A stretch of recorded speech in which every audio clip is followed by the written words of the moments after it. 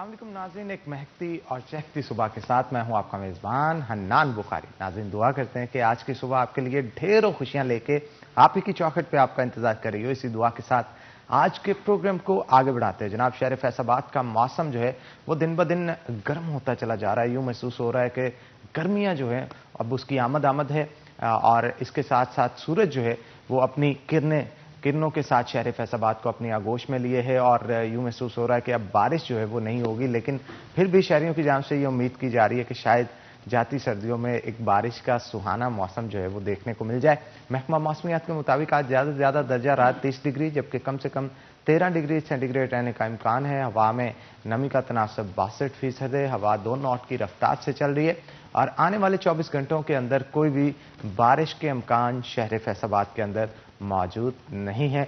आगे बढ़ते हैं जनाब, जैसा कि हम रोज़ाना की बुनियाद पे आपको कहते हैं कि आपके अंदर कोई भी टैलेंट मौजूद है, उस टैलेंट को बाहर लाएं और हमें अपनी 30 सेकंड की वीडियो बना के व्हाट्सएप करें उस नंबर पे जो कि आपकी स्क्रीन के ऊपर दिया जा रहा है। हम आपकी वीडियो ऑन स्क्रीन दिखाएंगे, अपने शो के अंदर दिखाएंगे और यही नहीं, आपकी बर्थडे सेलिब्रेशंस के अंदर भी शमूलियत इख्तियार करेंगे। अगर आपने अपनी बर्थडे सेलिब्रेट की है उसकी भी 30 सेकंड की वीडियो बना के आप हमें व्हाट्सएप कर सकते हैं उस नंबर पर जो कि आपकी स्क्रीन के ऊपर दिया जा रहा है। तो आज हमें मलक अली अवान हैं जिन्होंने अपनी वीडियो भेजी है सालगिरह की। आइए आपको दिखाते हैं। अली अवान, आपको बहुत बहुत सालगिरह मुबारक हो। हम दुआ करते हैं कि आने वाले दिनों के अंदर आपके मुस्तकबिल के अंदर अल्लाह ताला मज़ीद तरक्कियां आपको दे मुस्लिम लीग नून के, क्योंकि आप रहनुमा भी हैं, बहुत सारी एक्टिविटीज़ भी परफॉर्म करते हैं, तो आजकल काफ़ी बिजी होंगे क्योंकि सियासी दर्जा हरात मुस्लिम लीग नून की तरफ से और दीगर सियासी जमातों की तरफ से काफ़ी बढ़ चुका है। तो जनाब, ये तो थी बर्थडे की सेलिब्रेशन, लेकिन हम रोज़ाना की बुनियाद पर कोई ना कोई सोशल मीडिया की एक्टिविटी भी आपके सामने लाते हैं जिससे बहुत सारी चीज़ें जो है वो वायरल हो रही होती हैं सोशल मीडिया पर, वो भी आपके सामने लेके आते हैं। तो आज जर्मन चांस के मौजूदा हालात के अंदर इसको इग्नोर ना इस चीज़ को किया जाए, मास्क का इस्तेमाल किया जाए। पब्लिक प्लेस पे जब आप जाएं और किसी ऐसी जगह पे जाएं जहां पे लोगों का इकट्ठ हो, वहां पे मास्क का इस्तेमाल करें। ज़रूरी नहीं कि दूसरे से आपको लगे, बल्कि आपसे भी दूसरों को लग सकता है कोरोना वायरस। तो इससे जितना हो सके बचाव करें जब तक वैक्सीन तमाम लोगों को नहीं लग जाती। आगे बढ़ते हैं जनाब, आजकल सोशल मीडिया का दौर है और सोशल मीडिया से पे बहुत सारे फ्रीलांसर्स हैं जो कि काम करके अच्छी इनकम कमा रहे हैं। बैचलर्स ऑफ कंप्यूटर साइंसेस के बहुत सारे स्टूडेंट्स होते थे जो कि इस चीज़ का गिला करते हुए नजर आते थे कि उनको रोजगार का मौका नहीं मिलता।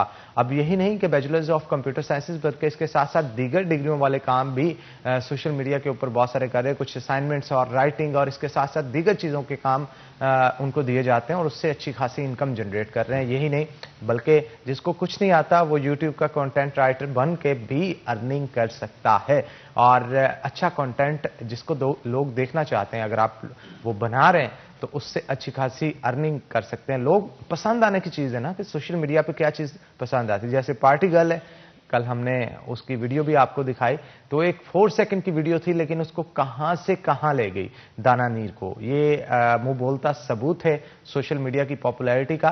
तो जहां पे आप पॉपुलैरिटी गेन कर सकते हैं वहां पे अच्छी अर्निंग भी कर सकते हैं हर तरह का। लेकिन मसला यहाँ पे ये होता है कि बहुत सारे लोगों को मामलात आते हैं, काम करना आता है, लेकिन उनको सोशल मीडिया प्लेटफॉर्म को यूटिलाइज करना नहीं आता। तो आज इसकी यूटिलाइजेशन के हवाले से भी गुफ्तगू करेंगे और इसके साथ साथ किस तरह से फ्रीलांसर्स जो है वो अर्निंग कर सकते हैं यूट्यूब के जरिए और दीगर सोशल मीडिया जो प्लेटफॉर्म्स हैं उनको इस्तेमाल करते हुए। इस पर गुफ्तगू करने के लिए आज हमने खास तौर पे अपने शो के अंदर दावत दी है। हमारे साथ तैमूर मौजूद होंगे, तो आपको वेलकम करते हैं। 8 लाख के करीब जनाब यूट्यूब के ऊपर इनके फॉलोअर्स हैं, सब्सक्राइबर्स हैं, तो एक बहुत बड़ी बात है, बहुत बड़ी अचीवमेंट है, इतने लोग आपको फॉलो कर रहे हैं। तो वेलकम करते हैं आपको शो के अंदर। और उनके साथ साथ हमारे बहुत ही प्यारे सीनियर रिपोर्टर रमजान मिर्जा भी मौजूद हैं। बड़ी सीरियस पर्सनैलिटी के मालिक हैं, लेकिन आज चेहरे पे मुस्कुराहट दिख रही है, लगता है घर से जरा काफी खूब हेल्दी नाश्ता करके आए। तो मिर्जा साहब जरा आज फ्रेश लग रहे हैं। तो पहले मिर्जा साहब से की तरफ जाने से पहले मैं चाहूंगा कि तैमूर से थोड़ी गुफ्तगू कर लें। तैमूर, क्या कहेंगे, फ्रीलांसर्स का स्कोप बढ़ता चला जा रहा है और ये एक ऐसा काम है कि आप परमानेंट जो भी कर रहे हैं घर पे जाके अपना 1 घंटा 2 घंटा काम दें और अच्छी खासी इनकम भी जनरेट कर सकते हैं। जी बिल्कुल, आपने ठीक कहा कि फ्रीलांसर का स्कोप जो है वो दिन ब दिन बढ़ता जा रहा है। जिस तरह अभी कोविड आया तो लोगों को पता चल गया कि उनकी जॉब की औकात क्या है। बहुत ज़्यादा लोग जो है वो बेरोजगार हो गए, उसके बाद वो परेशान होकर घरों में बैठ गए और बाहर की कंट्री में तो انہوں نے گھروں میں ہی جاب جو ہے وہ الاؤ کر دی کہ آپ گھر میں بیٹھ کے ہی کام کریں. اگر پاکستان میں رہتے ہوئے آپ کے پاس کوئی سکل ہے تو پھر آپ لوگ فری لانسنگ کر سکتے ہیں. سکل کے بغیر آپ لوگ فری لانسنگ نہیں کر سکتے. اگر آپ کے پاس سکل نہیں ہے، اس کے علاوہ اگر آپ لوگ فری لانسنگ کرنا چاہتے ہیں تو پھر آپ آؤٹ سورسنگ کے ذریعے جو ہے وہ فری لانسنگ کر سکتے ہیں. اس میں یہ ہے کہ آپ کی کمیونیکیشن سکل جو ہے وہ بڑی سٹرونگ ہونی چاہیے کہ آپ فرض کریں کوئی کام پکڑتے ہیں باہر سے، اگر آپ کو نہیں آتا اور دوسرے سے کروا کے وہی کام آگے سینڈ کر سکتے ہیں. تو اس کی دن بدن درمیان کا کمیشن. جی بالکل. اس میں صرف آپ نے ڈیل کرنی ہوتی ہے کہ میں آپ کو گرافک ڈیزائن یا ویڈیو ایڈیٹنگ یا جس چیز کی بھی ایس سی او کی، ورڈ پریس کی جو بھی سروس پرووائڈ کر رہے ہیں وہ اپنے کلائنٹ سے آرڈر لینا ہے، دوسرے بندے سے کام کروا لینا ہے. کیونکہ پاکستان میں بہت زیادہ لوگوں کو کام آتا ہے لیکن ان کو پتہ نہیں ہے کہ پلیٹ فارم کون سے اوریجنل ہے. کیونکہ فیک ویب سائٹس بھی بہت زیادہ نیٹ پہ جہاں پہ ہم پیسے کماتے ہیں وہاں پہ فراڈ بھی بہت زیادہ ہوتا ہے. تو اس طرح آپ لوگ پیسے کما سکتے ہیں. لیکن فری لانسنگ کے لیے ضروری ہے کہ آپ کے پاس کوئی سکل ہو. سکل کے بغیر آپ لوگ انٹرنیٹ سے پیسے نہیں کما سکتے. اگر آپ لوگ سکل کے بغیر پیسے کمانا چاہتے ہیں تو پھر یوٹیوب ایسا پلیٹ فارم ہے کہ جہاں یوٹیوب کہتا ہے کہ آپ آئیں اور اپنے آپ کو پیش کریں جو کچھ آپ کو آتا ہے. اب لوگ کہتے ہیں تو ہمیں کچھ نہیں آتا ہے. اگر آپ لوگ کو سونا آتا ہے تو سونے کی ویڈیو بنا کے صرف اپلوڈ کریں کہ میں 6 گھنٹے لگاتار سو سکتا ہوں، 20 گھنٹے، 10 گھنٹے، 50 گھنٹے لگاتار. اس کی ویڈیو جب آپ بنائیں گے تو وہ بھی یوٹیوب پہ لوگ دیکھتے ہیں. اب ہم سوچتے ہیں کہ یار ایسی کوئی ویڈیو دیکھے گا. اس کے بعد آپ لوکل مارکیٹ میں فوڈ جتنے کارنر ہیں ان کی ویڈیوز بنا سکتے ہیں. گھروں میں جس طرح فیمیل ہیں، کسی کو کوکنگ آتی ہے، کوئی آرٹ اینڈ کرافٹ ہے، میک اپ کی ہزاروں چیزیں، کوئی آپ ایک کام کرنا سٹارٹ کر دیں تو آپ یوٹیوب سے پیسے کما سکتے ہیں اگر آپ لوگوں کے پاس سکل نہیں ہے. اگر سکل ہے تو اس کے لیے بیسٹ جو ہے وہ فری لانسنگ یا بلاگنگ، اپنی ویب سائٹ بنا کے آپ لوگ پیسے بنا سکتے ہیں. بالکل آپ ٹھیک کہہ رہے ہیں. اور جیسے آپ بتا رہے ہیں کہ بہت سارے بچوں کو یہاں پہ علم نہیں کام کرنا آتا ہے لیکن پلیٹ فارم موجود نہیں ہوتا. یونیورسٹیز کو ہم اس میں انگیج کر سکتے ہیں. بڑا پروجیکٹ، اگر کوئی پروجیکٹس آپ کے پاس آتے ہیں وہاں پہ جو بی ایس سی ایس کے بچے ہیں یا متعلقہ ڈپارٹمنٹ کے بچے ہیں وہاں پہ کولیبریشن کر کے آپ وہاں کے بچوں کو کام دے کے ان سے جو ہے وہ کام مکمل کروانے کے بعد آپ کا جو کسٹمر ہے اسے فراہم کرنے کے بعد اچھی خاصی ہینڈسم اماؤنٹ آپ خود بھی کما سکتے ہیں، وہاں پہ بچوں کو بھی پرووائڈ کر سکتے ہیں. اور یونیورسٹیز کے اندر بہت سارے ایسے بچے موجود ہوتے ہیں. بالکل. آپ کیا کہیں گے اس حوالے سے؟ میں اس بارے میں یہ کہوں گا کہ ابھی میری بھی ایک ٹیم ہے. ہم جتنے آن لائن فیلڈ والے، ایک بندہ سارے کام نہیں کر سکتا. اب فرض کریں میں گرافک ڈیزائنر ہوں تو میں ویڈیو ایڈیٹر نہیں ہو سکتا، ویڈیو ایڈیٹر ہوں تو میں ویب ڈیولپر نہیں ہو سکتا، ویب ڈیولپر ہوں تو میں ایس سی او کا ایکسپرٹ نہیں ہو سکتا، کیونکہ ہزاروں فیلڈ ہے. تو ہم پھر کیا کرتے ہیں، کام پکڑ لیتے ہیں، پھر اس فیلڈ کا بندہ دیکھتے ہیں. زیادہ تر ہمارے پاس کام آتا ہے آرٹیکل رائٹنگ کے ریلیٹڈ. تو وہ فیمیلز اور یونیورسٹی کے جو اسٹوڈنٹ ہیں ان کے لیے آسانی ہوتی ہے کیونکہ وہ پڑھ رہے ہوتے ہیں اور انگلش بھی اچھی ہوتی ہے. تو ان کو ہم آرٹیکل رائٹنگ کی سروس دے دیتے ہیں کہ آپ ایک آرٹیکل لکھیں. وہ ڈیپینڈ کرتا ہے ورڈز پہ، کتنے ورڈز کا ہوگا. اگر 500 ورڈ کا ہے تو اس کو 300 روپے ملیں گے، 1000 ورڈ کا ہے 600 700 روپے. اس طرح ورڈز کے حساب سے پیسے بڑھتے جاتے ہیں. تو ہم اپنا جو کام ہے وہ آؤٹ سورس کر دیتے ہیں. ان کو بھی منتھلی اچھی انکم بن جاتی ہے اور ہماری بھی انکم جو ہے وہ اچھی بن جاتی ہے. اس طرح بہت زیادہ لوگ آج کل لوگوں میں، خاص کر شکر میں کرتا ہوں اللہ تعالیٰ کے کہ لوگوں میں شعور پیدا ہو گیا. ان کو پتہ چل گیا واقعی یار انٹرنیٹ سے ارننگ ہوتی ہے. اور اس میں یہ ہے کہ گورنمنٹ کا بھی بڑا ہاتھ ہے. انہوں نے بھی 2-3 جو ہے پروگرام سکل جو سٹارٹ کیے، جس طرح کہ ڈیجی سکل ادارہ ہے، انہوں نے فری اپنے کورسز جو ہے وہ لانچ کیے ہوئے ہیں. آپ وہاں پہ صرف انرول ہوں اور وہاں پہ جا کے آپ لوگ کوئی بھی کورس جو اپنی انٹرسٹ کے ریلیٹڈ ہے وہ کر سکتے ہیں.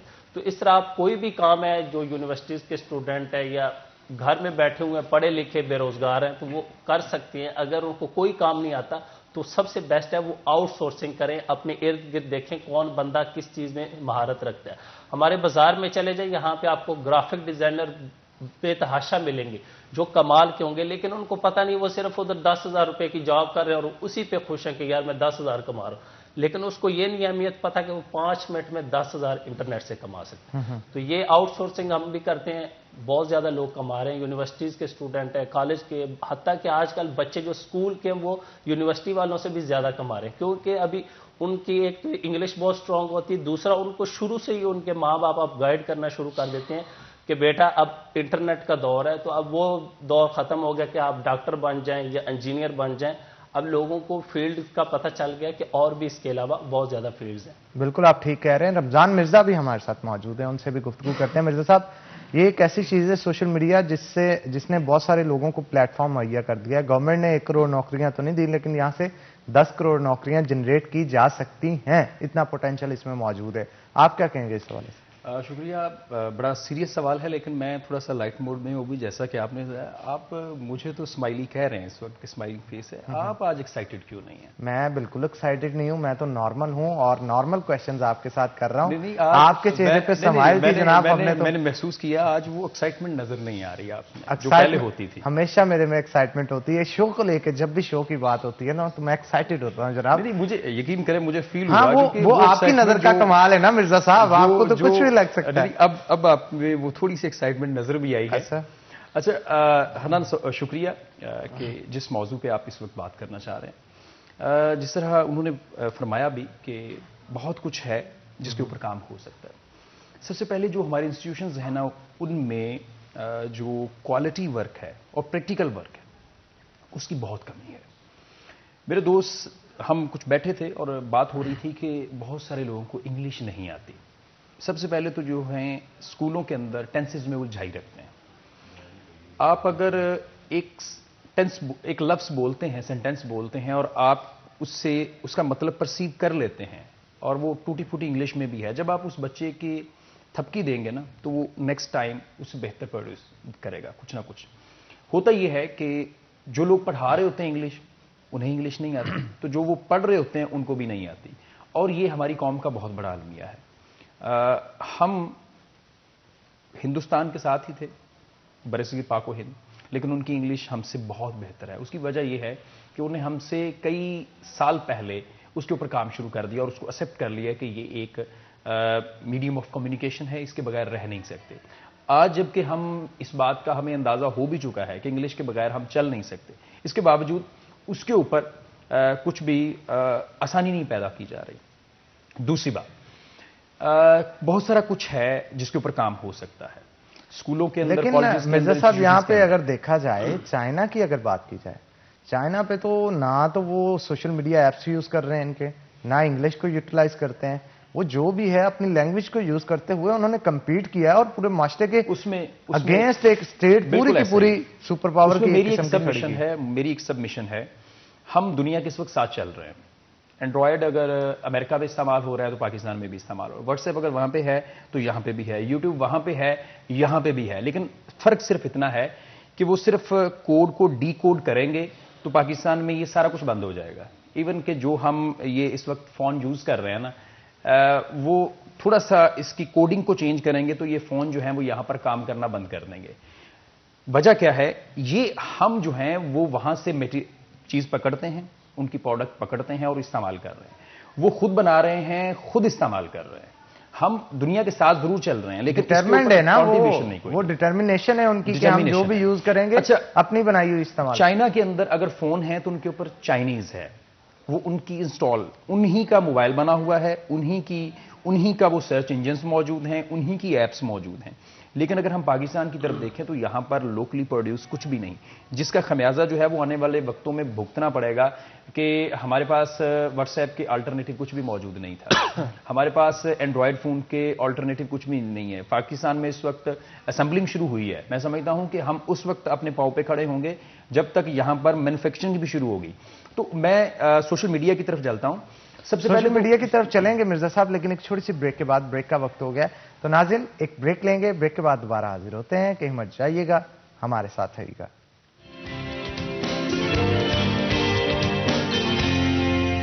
ویلکم بیک ناظرین, بریک کے بعد خوش آمدید. بریک پہ جانے سے پہلے ہمارے ساتھ رمضان مرزا موجود تھے, ان سے گفتگو کر رہے تھے ہم.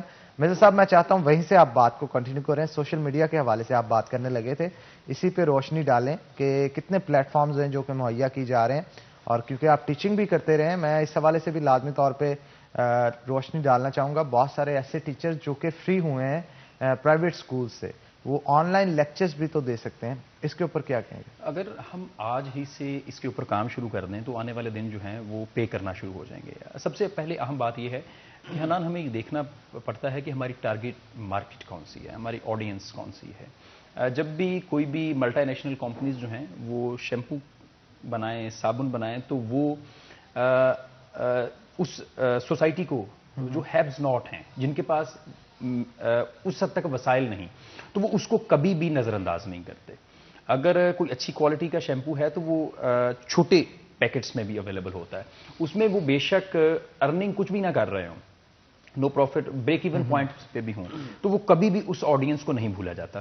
پاکستان میں ہمیشہ وہ چینلز جو ہیں ان کی ویورشپ رہی ہے جو یوٹیوب پہ ہیں یا اس طرح کی چیزیں، جن کا ہمارے پڑوسی ملک سے کچھ نہ کچھ تعلق ہو. کیونکہ اگر ہم یہاں پر بیٹھے 22 کروڑ ہیں تو ساتھ والے ملک میں بھی تقریباً 1.5 ارب کی آبادی موجود ہے.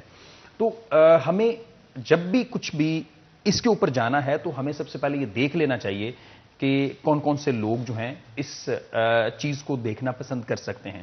بہت کچھ تو آپ اس وقت ہی اس کے اوپر ایسا ٹیگ لگا دیتے ہیں کہ لوگ اس کو اوپن کرتے ہیں اور فوری بند کر دیتے ہیں. جب آپ مذہبی منافرت پھیلانا شروع کرتے ہیں، جب آپ صرف ایک خاص سوسائٹی کی طرف راغب ہوں، جب آپ صرف ایک خاص سیگمنٹ کا اس پروگرام میں ذکر کریں، تو پھر آپ نیرو ڈاؤن کرتے جاتے ہیں، اور نیرو ڈاؤن جب بھی کرتے جائیں تو آپ کی آڈینس بڑی شارٹ ہو جاتی ہے، بہت سلیکٹو لوگ آپ کی طرف رجوع کرتے ہیں. جب آپ اپنا پلیٹ فارم تھوڑا اوپن رکھتے ہیں اور کچھ ایسی چیزیں جو جنرلی ڈسکس ہوتی ہیں، جس طرح آپ نے کہا، میں یہ سمجھتا ہوں کہ اگر کلاس روم میں کھڑے ہونے والے ایک ٹیچر جو ہیں وہ لیکچر دے رہے ہیں اور ایک کیمرہ وہاں پہ لگا لیں، ڈیلی وہ میٹیریل اپلوڈ کرتے جائیں، تو میں نہیں سمجھتا کہ کچھ 6 مہینے کے لیکچرز کے بعد ان کے پاس شاید ارننگ کا وہ ایک الگ سے سورس جو ہے وہ ڈیولپ نہ ہو چکا ہو. تو یہ تھوڑی سی سوچنے کی بات ہے. اور سب سے بات جو آپ نے کہی کہ ڈٹرمینیشن کی بات ہے، جب آپ ڈٹرمن ہو جاتے ہیں کسی چیز کے لیے تو کچھ ہوگا. لیکن اس وقت آپ فیصل آباد کے جتنے بھی میڈیا کے حوالے سے یونیورسٹیز یا ادارے موجود ہیں، آپ وہاں پہ جا کے دیکھ لیں، کہیں پر بھی اللہ کی رحمت سے ایسی کوئی تربیت نہیں ہو رہی بچوں کی کہ وہ وہاں سے نکلیں اور وہ کچھ ارن کر سکیں. وہ اسٹوڈنٹس جب وہاں سے نکلتے ہیں تو وہ صرف ہوتے ہیں، ان کے اندر حامد میر ہوتے ہیں، ان کے اندر معید پیرزادہ ہوتے ہیں، ان کے اندر طلعت حسین ہوتے ہیں، اس سے نیچے تو وہ سوچ نہیں رہے ہوتے. کیونکہ وہاں پر بٹھا کے انہیں سمجھایا نہیں جاتا کہ آپ نے فیلڈ میں نکل کے کرنا کیا ہے، کس قسم کی مشکلات کا سامنا کرنا پڑتا ہے. ایون کہ وہاں پہ بیٹھے ہوئے بندے کو ویڈیو ایڈیٹنگ نہیں سکھائی جاتی. اور یہ یونیورسٹی فیصل آباد کی یونیورسٹیز کا حال نہیں ہے. آپ لاہور کی یونیورسٹی چلے جائیں، آپ اسلام آباد کی یونیورسٹی چلے جائیں، یا کہیں پر بھی جو اچھی یونیورسٹیز ہیں آپ وہاں پہ چلے جائیں، آپ کو صورتحال ایسی ہی دکھائی دے گی، مسوائے چند پرائیویٹ سیکٹر کی وہ یونیورسٹیز جن کے پاس اپنے چینلز ہیں، جن کے پاس اپنے جو ہیں وہ میڈیا رومز موجود ہیں، ملٹی میڈیا رومز موجود ہیں، وہاں پر کچھ ایسا کام ہو رہا ہے. ایون کہ فیصل آباد میں تو ابھی تک وہ ایف ایم کے اوپر کام نہیں ہو سکا.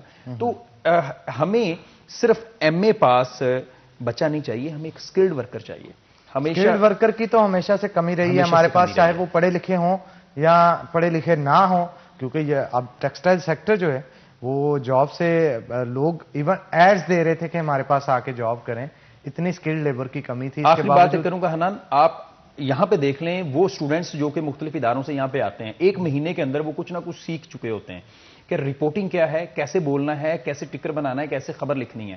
لیکن میں یہ سب سے بڑی مثال اس کی میں ہوں. ایگزیکٹلی میں اس فیلڈ سے ریلیٹڈ ہی نہیں تھا. رضا خلیل صاحب اللہ تعالیٰ ان کا بھلا کرے، ہمارے استاد محترم تھے.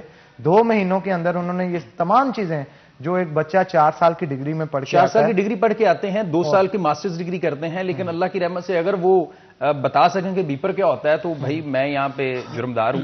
ہمیں بتایا ہی نہیں جاتا اداروں میں، اور وہاں پر جو لوگ پڑھانے والے ہیں وہ بھی صرف کتابیں پڑھ کے آئے ہوتے ہیں. میرا خیال ہے ان کی بھی کہیں نہ کہیں ورک شاپس ہونی چاہیے اور بتایا جائے کہ میڈیا اس وقت کہاں کھڑا ہے.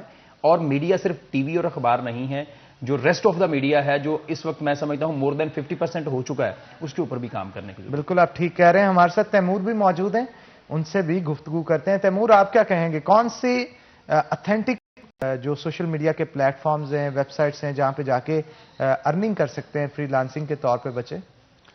سب سے پہلے تو آپ لوگ یوٹیوب پہ کر سکتے ہیں، اس کے بعد فیس بک پہ کر سکتے ہیں، انسٹاگرام پہ کر سکتے ہیں. اس کے بعد آ جاتے ہیں فری لانسنگ پلیٹ فارم، جس میں fiverr.com آ گیا، upwork.com آ گیا، freelancer.com آ گیا، پیپل پر آ گیا. جتنے میں گنوانا چاہوں ختم نہیں ہوں گے. یہ وہ فری لانسر پلیٹ فارم ہے جو بالکل 100% اوریجنل ہے، ان میں کوئی فراڈ والا چکر نہیں ہے، اور یہاں پہ بالکل فری میں کام ہوتا ہے. لوگ پاکستان میں یہ سمجھتے ہیں کہ شاید جس کو نہیں پتا ہوتا اس کو کہتے ہیں آپ 10,000 مجھے دے دیں، میں آپ کو اکاؤنٹ بنا کے دے دیتا ہوں فری لانسنگ ویب سائٹ پہ. اب اس نے اکاؤنٹ تو بنا لیا، اس کے بعد وہ کرے گا کیا؟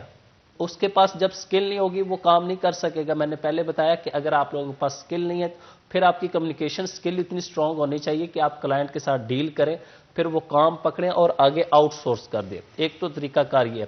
اب بات آ جاتی ہے, ہم نارمل پلیٹ فارم کی بات کرتے ہیں جس میں فیس بک, یوٹیوب اور انسٹاگرام. اس ٹائم فیس بک پہ پاکستان میں رہتے ہوئے لوگ کروڑوں روپے کما رہے ہیں. فیس بک سے پیسے کمانے کے 10-15 طریقے, جس میں 2-3 طریقے میں بتاتا ہوں. سب سے پہلے تو آپ لوگ اپنا ایک پیج کریٹ کر لیں, جو بھی آپ اس پہ 10,000 جب آپ کے فالوور ہوتے ہیں تو اس کے بعد فیس بک آپ کو الاؤ کرتا ہے کہ اس کے اوپر ان اسٹریم ایڈز کو آن کر لیں. اس پہ کام یہ کرنا ہوتا ہے کہ آپ نے اپنی ویڈیوز بنا کے اپلوڈ کرنی ہوتی ہیں. وہ آپ بے شک ٹریول ولاگنگ کر رہے ہیں, فوڈ ولاگنگ کر رہے ہیں, کوئی لائف کی ہے, کوئی آپ کو کام آتا ہے اس کے بارے میں بتانا چاہ رہے ہیں تو وہاں پہ لوگ آپ کو دیکھیں گے. اس کے بعد جو دوسرا آپشن ہے فیس بک, وہ یہ کہتا ہے کہ آپ فیس بک پہ پیج بنائیں, وہاں پہ اپنی ایک شاپ کریٹ کر لیں. کوئی بھی آپ کے پاس پروڈکٹ ہے, جس طرح فیصل آباد میں ہمارے پاس یہاں پہ کپڑے کی بہت زیادہ پروڈکٹ ہے, کوئی ایک آئٹم آپ پکڑ لیں, صوفہ کور پکڑ لیں, بیڈ شیٹس پکڑ لیں, وہ اس کو آن لائن سیل کرنا سٹارٹ کر دیں فیس بک کے ذریعے. اس کے بعد تیسرا میتھڈ یہ ہے کہ آپ انسٹنٹ آرٹیکل کو استعمال کرتے ہوئے فیس بک سے پیسے کما سکتے ہیں. اس میں یہ کام کرنا ہوتا ہے کہ آپ نے ایک ویب سائٹ کریٹ کرنی ہوتی ہے, وہاں پہ آپ نے لکھنا ہوتا ہے. اب وہ کسی بھی ٹاپک کی ہو سکتا ہے, اردو میں لکھیں, انگلش میں لکھیں, اس میں کوئی مسئلہ نہیں ہے, فیس بک الاؤ کرتا ہے دونوں کو. تو آپ اردو میں پاکستان کے بارے میں لکھ سکتے ہیں, یا صرف کسی ایک چیز کے بارے میں لکھنا چاہ رہے ہیں, جس طرح آپ وکالت کے بارے میں لکھنا چاہ رہے ہیں یا کسی اور شعبے کے بارے میں, تو وہ بھی آپ لوگ لکھ سکتے ہیں. اس کے بعد آپ فیس بک پہ انسٹنٹ آرٹیکل کے لیے اپلائی کریں گے اور فیس بک والے آپ کو اپروو کریں گے. اس کے بعد جتنی ٹریفک آپ کی ویب سائٹ پہ آتی جائے گی آپ کو پیسے ملتے جائیں گے. اس کے بعد جو چوتھا طریقہ آتا ہے وہ آتا ہے کہ آپ ایک انفلوئنسر بن جائیں. جس طرح آج کل ٹک ٹاکر ہمارے فیمس ہیں جی, ہم بہت بڑے سٹار ہیں, لیکن وہ اپنے آپ کو بھی انفلوئنسر کہتے ہیں کیونکہ ان کا بھی رول ہے. اسی طرح انسٹاگرام کی سب سے زیادہ اس ٹائم ڈیمانڈ ہے کہ وہاں پہ جو بھی انفلوئنسر ہے اس کو بہت زیادہ برانڈ جو ہے وہ رابطہ کرتے ہیں, ان کو پی آر پیکج سینڈ کرتے ہیں اور ساتھ میں اچھی خاصی اماؤنٹ سینڈ کرتے ہیں. تو اس طرح آپ یہ جو مین سوشل میڈیا پلیٹ فارم ہے ان کو یوز کرتے ہوئے آپ لوگ پیسے کما سکتے ہیں, جو کہ کوئی مشکل کام نہیں ہے. لوگوں کو صرف راستہ نہیں پتا ہوتا, وہ صرف ٹائم پاس کے لیے اس طرح موبائل کو سکرول کرتے رہتے ہیں اور لائک اور کمنٹس کر کے کہتے ہیں کہ یہی سوشل میڈیا یوز کرنا ہے. بالکل آپ ٹھیک کہہ رہے ہیں. یہ کرپٹو کرنسی کے حوالے سے کیا کہیں گے؟ یہ آج کل بڑی دوبارہ سے پاپولر ہوتی چلی جا رہی ہے. ہمارے ہاں بین کیا گیا تھا پہلے سے اور اب پھر سے شاید کھولا جا رہا ہے. نہیں, ابھی کوئی ایسی خبر نہیں ہے کھولا جا رہا ہے. کرپٹو کرنسی بہت پرانی ہے, لیکن ہمارے لوگوں کا جو یقین میں پہلے بتا چکا ہوں, یہ کہتے ہیں جی یہ ہوا میں کرنسی, ہوائی کرنسی, یہ فراڈ ہے. لیکن آنے والا دور جو ہے آپ دیکھیں کہ ابھی ہم فرض کریں میں فری لانسنگ کرتا ہوں تو ہمارے پیسے بھی آن لائن ہو رہے ہوتے ہیں, درمیان میں ایک بندہ بیٹھا ہوا ہے, وہ ہمیں ملتے نہیں ہے. پے پال کے ذریعے آئیں گے, وہاں سے آپ کے بینک اکاؤنٹ میں آئیں گے, وہاں سے ہمارے پاکستانی اکاؤنٹ میں آتے ہیں. تو اسی طرح کرپٹو کرنسی جس میں سب سے اوپر بٹ کوائن, اس کے بعد ایتھیریم آ جاتا ہے, اس کے بعد بہت زیادہ کوائن ہے.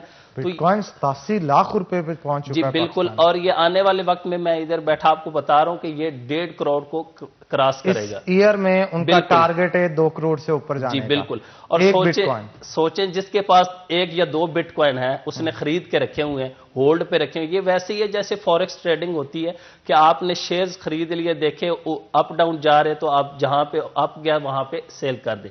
تو اسی طرح بالکل بٹ کوائن کا ہے کہ بالکل یہ کرپٹو کرنسی پاکستان میں تو فی الحال بین ہے, ویسے باہر کی کنٹری میں بہت زیادہ لوگ اس سے پیسے کما رہے ہیں, اور پاکستان میں بہت زیادہ لوگوں کے پاس ہے. لیکن وہ ایکچولی دا تھنگ از کہ اس کو سیل کرنے والے, پرچیز کرنے والے بہت کنڈیاں ہیں یہاں پہ. وہ جسے کہتے ہیں نا پنجابی میں کنڈی کہا جاتا ہے کہ لوگ پیسے لے لیتے ہیں, کہہ دیتے ہیں آپ کے بٹ کوائن آگے, وہ کہاں آگے, کس کے پاس ہے, کہاں پڑھیں, کس کی سائٹ پہ پڑھیں, کس کے نیم سے پڑھیں, آپ اپنا لاگ ان پاسورڈ آپ کے پاس موجود نہیں ہوتا. مطلب فراڈ یہاں پہ بہت زیادہ فراڈ یہ ہے. لیکن آپ کو یہی ہے کہ اوریجنل ویب سائٹ سے بائی کرنے پڑیں گے. جس طرح ابھی ہر بندے کہتے ہیں جی اس ویب سائٹ سے بائی کر لو, میں آپ کو بائی کر دیتا ہوں, آپ مجھے $500 دیں, میں $500 آپ کو بٹ کوائن کی شکل میں بائی کر دیتا ہوں. کچھ ایسی ایپس بنائی ہوئی ہیں پاکستانیوں نے اور بائی کی کنٹری کہ آپ اس ایپ کو استعمال کریں, ڈیلی آپ کے بٹ کوائن جو ہے وہ جنریٹ ہوتے رہیں.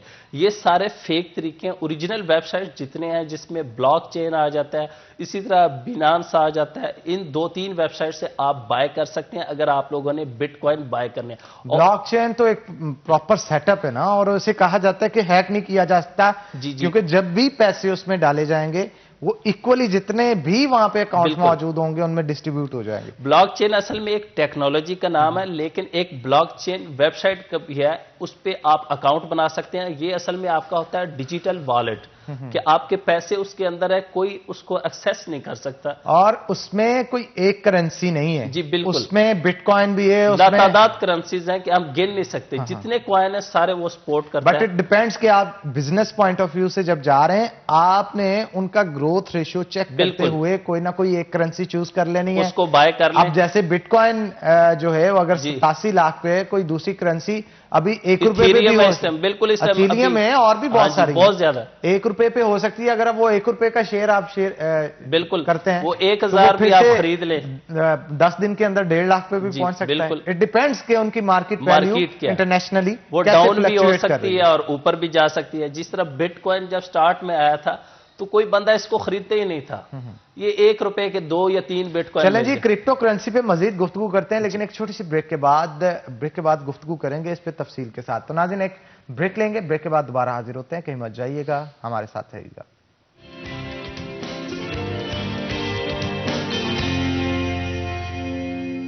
ویلکم بیک ناظرین، بریک کے بعد خوش آمدید. تیمور ہمارے ساتھ موجود ہیں، ان سے مزید گفتگو کریں گے. تیمور، گفتگو کرپٹو کرنسی کے حوالے سے کی جا رہی تھی، اس میں ایک سمارٹ کانٹریکٹ کا بھی ایک آپشن موجود ہوتا ہے. اور اس سمارٹ کانٹریکٹ کے تحت آپ جب کوئی بھی شخص ٹری بنتا ہے اس کا مطلب پیسے اگر آپ نے جمع کروا دیا، آپ کا ایک سپاٹ بن گیا، آگے سے جتنے بندے آپ لا کے ان کو دیں گے آپ کا ٹری جنریٹ ہوتا چلا جائے گا اور اس ٹری سے آپ کو انکم جنریٹ ایوری منتھ ہوتی رہے گی.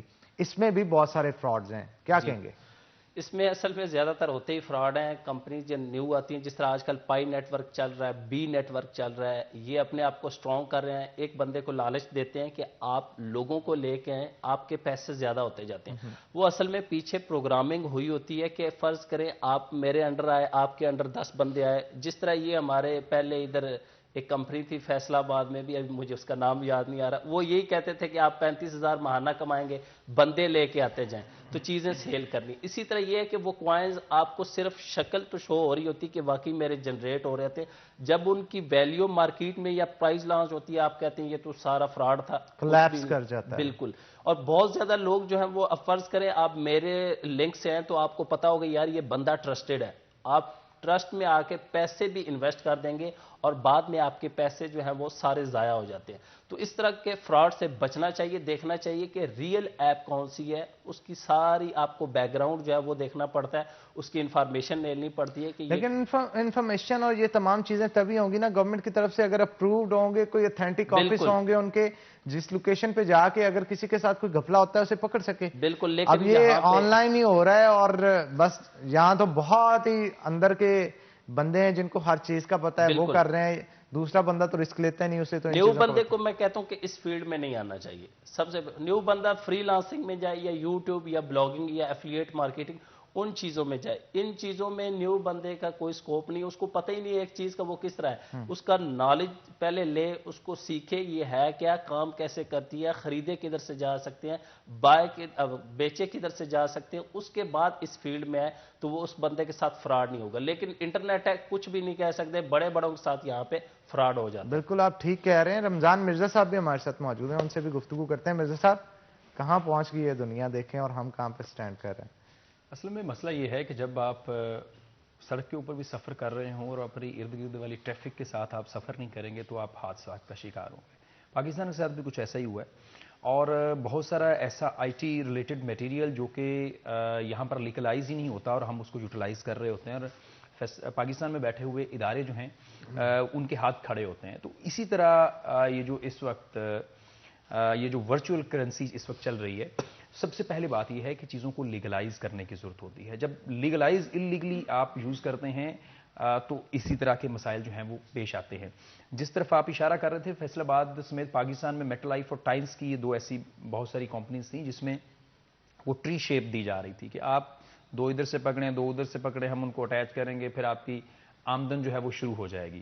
بہت سارے لوگوں نے بہت کچھ اس میں انویسٹ کیا اور بہت ساروں کو تو کچھ نہ کچھ مل گیا، لیکن بہت سارے خالی ہاتھ رہ گئے. انہوں نے فیس بھی جمع کروائی، انہوں نے ٹریننگ ورک شاپس بھی لیں اور یہاں تک کہ بہت ساری جگہوں پر فیصل آباد کی انتظامیہ نے کارروائیاں بھی کیں اور اب ان کے اللہ کی رحمت سے دفاتر بند ہیں، اور نوجوان جو اس وقت بیچارے پینٹ شرٹ پہن کے ٹائی شائی لگا کے ہاتھ میں فائل پکڑ کے سارا دن ان کی ورک شاپ لے رہے ہیں، اور شام کو وہ گھر جاتے ہیں اور ان کے ہاتھ میں کچھ نہیں ہوتا، اور وہ سوچ رہے ہوتے تھے کہ شاید ہم نے یہ بھی بہت ویسے ایک بڑی کاریگری ہے مرزا صاحب کہ آپ اگلے کو پورا بزنس مین بنا دیتے، خالی ہاتھ گھر پہ. یقین کریں، اور وہ بڑا مطمئن ہو کے اگلے دن پھر آ جاتا تھا کہ بھئی یہاں پہ کچھ ہو رہا ہے اور پتہ نہیں اب میں کیا کر دوں گا.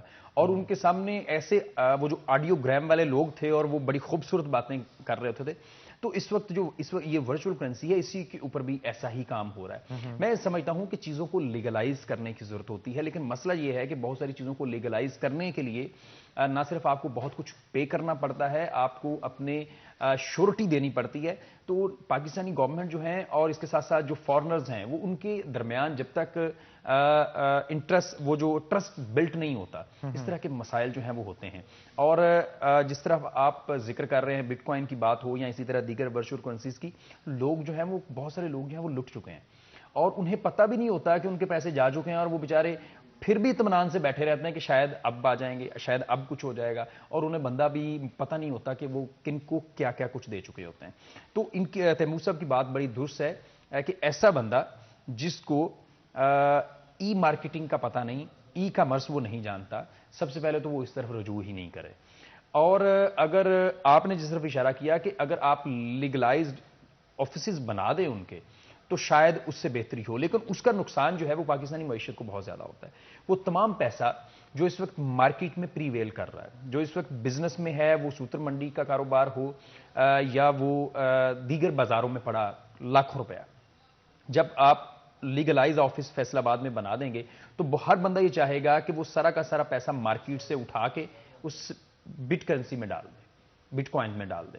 اور اس کا نقصان کیا ہوگا کہ مارکیٹ میں چلنے والا پیسہ ایک دم سے مارکیٹ سے نکل جائے گا اور بزنس رک جائے گا، جس وجہ سے پاکستانی گورنمنٹ کیا جتنے بھی تھرڈ ورلڈ کنٹریز ہیں وہ بار بار سوچتے ہیں کہ اس طرح کے بزنس کی طرف کس طرح جایا جائے. لیکن یہاں پہ مرزا صاحب میں آپ سے اس چیز سے ایگری اس لیے نہیں کروں گا، تیمور صاحب اس بات کو انڈورس بھی کریں گے کہ کیا دنیا کے جو 10 امیر ترین شخص ہیں کوئی فزیکل بزنس کرتے ہیں، جیسے پراپرٹی کا لین دین، کپڑے کا لین دین، گاڑیوں کا لین دین، کوئی برانڈ ہے بڑا اس کا مالک ہے؟ نہیں، وہ تمام کے تمام لوگ جو 10 ٹاپ دنیا کے امیر ترین بندے ہیں وہ سوشل میڈیا پہ آئی ٹی کا بزنس کرتے ہیں. آپ اس حوالے سے تیمور تھوڑا سا بتائیے گا، آپ کو زیادہ انفارمیشن ہوگی، کس طرح سے وہ اتنی انکم جنریٹ کرتے ہیں بنا کوئی چیز کسی کو دیے؟ سب سے پہلے آپ نے بالکل ٹھیک کہا کہ اگر کسی سے پوچھا جائے، اکثر ہمارے ہوتا ہے کہ آپ ڈاکٹر بن جاؤ یا انجینئر. میں اکثر کسی دوست کو کہتا ہوں آپ کسی ایسے ڈاکٹر کو جانتے ہو، آپ بھی جانتے ہو، میں بھی جانتا ہوں، تیسرے دوست بھی، وہ چپ ہو جاتے ہو. میں کہتا ہوں دنیا کے امیر بندے کون سے ہیں؟ سارے آن لائن فیلڈ والے ہیں. فیس بک کا مالک دیکھ لیں، امیزون کا مالک دیکھ لیں، ابھی ایلن ماسک جو ہے، پے پال کا اصل میں یہ علی بابا کا، علی بابا کا، جیک ما، بہت زیادہ جتنے نام میں گنوانا چاہوں. لیکن جو امیزون کا وہ تو ای کامرس ایک سٹور ہے، پوری دنیا میں آپ کو پتا ہے امیزون سے بڑا کوئی برانڈ نہیں ہے ای کامرس میں، اور پاکستان میں وہ بھی بین ہے. اب ہم کیا کر سکتے ہیں؟ وہ ایک بہت بڑا جو ہے ہمارے لیے سمجھ لیں ارننگ پلیٹ فارم ہے. لیکن پاکستان میں الحمدللہ اب لوگ کر رہے ہیں، لیکن وہ اس طرح کر رہے ہیں کہ یو کے میں کمپنی بنا کے اور امیزون کے ذریعے سیل کر رہے ہیں پاکستان سے. اس کے بعد آپ لوگ ایلن ماسک کی بات کرتے ہیں جو ابھی امیر ہوا ہے 2020 میں جب کرونا تھا، اور اس نے دنیا میں سب سے زیادہ پیسہ اسی سال میں بنایا، جو ٹیسلا کا بھی مالک ہے جس نے یہ الیکٹرک کار وغیرہ نکالے. تو سارے جتنے آن لائن، اور بل گیٹس دیکھ لیں، ونڈوز کا مالک جو ہے مائکروسافٹ کا، کتنی چیزیں ہم ان کی یوز کر رہے ہیں. تو اسی طرح فیس بک کا دیکھ لیں، ان کی ایک پلیٹ فارم نہیں، واٹس ایپ بھی اسی کا ہے، انسٹاگرام بھی اسی کا ہے، ہزاروں چیزیں ہیں. تو ان کو پتہ ہے کہ آج کل دور کون سا ہے اور آنے والے وقت میں کس چیز کی جو ہے وہ ایک بار تگڑی محنت کر کے کوئی چیز بنا لی جائے، اگر وہ ہٹ ہوگی آپ کی نسلیں بیٹھ کے کھائیں گی. پچھلے دنوں ایک روس کا غالباً ایک شخص تھا جس نے ایپل کے اندر فیس ایپ انٹروڈیوس کروایا تھا، اس نے کتنے پیسے کمائے راتوں رات، وہ بندہ کہاں سے کہاں پہنچ گیا. اس میں صرف یہ ہے کہ آپ کا آئیڈیا جو ہے وہ یونیک ہونا چاہیے، یونیک ہونا چاہیے. اگر آپ کا پیٹنٹ، اچھا یہاں پہ پیٹنٹ کا بھی بڑا ایشو ہے تیمور صاحب، اس حوالے سے بھی تھوڑا سا گفتگو کریں. آئیڈیا کسی کا ہوتا ہے، چراتا کوئی ہے، پیٹنٹ کوئی اور کروا لیتا ہے اور ساری عمر بیٹھ کے اس کے آئیڈیا کے اوپر لوگ پیسے کماتے ہیں. ابھی جس طرح یہ فیس بک ہے، اس نے بھی آئیڈیا چوری کیا ہے. 2 انڈین لڑکے تھے کلاس روم، یہ بہت پاپولر سٹوری ہے. جی بالکل. اب دیکھیں ان کو پتہ نہیں تھا، وہ اصل میں یہی تھے، ان کے پاس سکل نہیں تھی. جس طرح ہمارے یونیورسٹیز میں ہوتا ہے، آسٹا میں لڑکے کہتے ہیں یار مجھے کام نہیں آتا تو کر لے، وہ پوچھتا ہے بھائی کیا کام ہے، اس نے راتوں رات facebook.com سے یہ ڈومین بک کروائی اور اس نے کوڈنگ کر کے دیکھا یہ تو ورک کر رہی ہے، اس نے دوستوں کا یار یہ میرے سے نہیں ہوگا، تو وہاں سے اس نے آئیڈیا چوری کیا۔ اسی طرح آئیڈیا لوگ لے کے آتے ہیں، بہت زیادہ لوگوں کے پاس آئیڈیاز ہوتے ہیں، وہ شیئر کرتے ہیں، دوسرا بندہ کہتا ہے یار یہ فارغ ہے آپ جو، وہ پھر آئیڈیا پہ خود کام کرنا سٹارٹ کر دیتے ہیں، پھر اس کو آگے سیل بھی کر دیتے ہیں۔ اور فری لانسنگ کی ایک مزے کی بات بتاؤں کہ اگر صرف آپ لوگ آئیڈیاز دیں تو آئیڈیاز دینے کے بہت زیادہ پیسے ہیں۔ جو گورے ہیں وہ آپ کو کہتے ہیں ہمارے برانڈ کا نام سوچیں، ہم آپ کو $500 $200 $1000 اتنے دیں گے، صرف اچھا نام سوچ کے دیں۔ امریکہ کے اندر بہت سارے برانڈز ایسے ہوتے ہیں جو کہ کمپٹیشن رکھواتے ہیں۔ بالکل۔ کمپٹیشن کس چیز کا ہوتا ہے؟ آپ نے برانڈ کا لوگو ڈیزائن کرنا۔ بالکل۔ وہ لوگو ڈیزائن کرنے کے لیے دیتے کسے ہیں مرزا صاحب؟ جو اسکولوں کے بچے ہوتے ہیں، ان کو کہتے ہیں آپ پینٹنگز کریں۔ اب پلانٹرز ان کا ایک بہت فیمس برانڈ ہے امریکہ میں، مونگ پھلی جسے، جی۔ انہوں نے بچوں کے اندر ایک کمپٹیشن رکھوایا مختلف اسکولوں کے اندر، ان کے جو آنر تھے انہوں نے وزٹ کیا، جس کا لوگو سب سے زیادہ پسند آیا اسے پے بھی کیا، اور جنہوں نے ایفرٹس کی ان کو بھی کچھ نہ کچھ دیا۔ یہ ہے ایک ہیلدی معاشرہ۔ یہاں پہ یہ چیزیں موجود نہیں ہیں۔ یہاں پہ اصل میں ابھی کچھ لوگ کروا رہے ہیں کچھ، لیکن یہاں پہ یہ کہ فرض کریں مجھے پتا ہے کہ مجھے ان سے $500 کا لوگو مل جاتا ہے، میں آپ کو $20,000 کیوں دوں؟ یقین جان لیں 99design.com دنیا کی سب سے بڑی ویب سائٹ ہے جہاں پہ لوگوں کے کمپٹیشن ہوتے ہیں، اور یہ جتنے آپ کو کرکٹ، فٹ بال، جتنے بڑے دنیا کے برانڈ کے لوگ ہیں وہاں پہ کمپٹیشن ہوتے ہیں پوری دنیا۔ بارسلونا اور بارسلونا، ریال میڈ، کوئی بھی کلب دیکھ لیں، سارے ان کے لوگوں وہاں پہ کمپٹیشن ہوتا ہے ہر سال، وہاں سے پوری دنیا سے گرافک ڈیزائنر جو ہے وہ اپنا ڈیزائن سبمٹ کرتے ہیں۔ اور میرا ایک اسٹوڈنٹ بھی ہے ماشاءاللہ، اس نے پچھلے سال ایک لوگو سے $16 لاکھ کمائے، ماشاءاللہ، صرف ایک لوگو اس کا جو ہے وہ 99design.com پہ جو ہے وہ اپروو ہو گیا، اور اس ٹائم برانڈ نے اس کو آفر دی تھی امریکہ میں آپ آئیں ہمارے ساتھ رہیں اور یہ ہوٹل آپ کے لیے فری ہے۔ وہ ایک ہوٹل کا لوگو تھا کہ جب بھی آپ آنا چاہیں تو، لیکن اس کے فیملی ایشوز تھے تو کیا بات۔ اس کے علاوہ اس نے بہت زیادہ جو ہے وہ کمپٹیشن ون کیے ہیں 99design.com پہ۔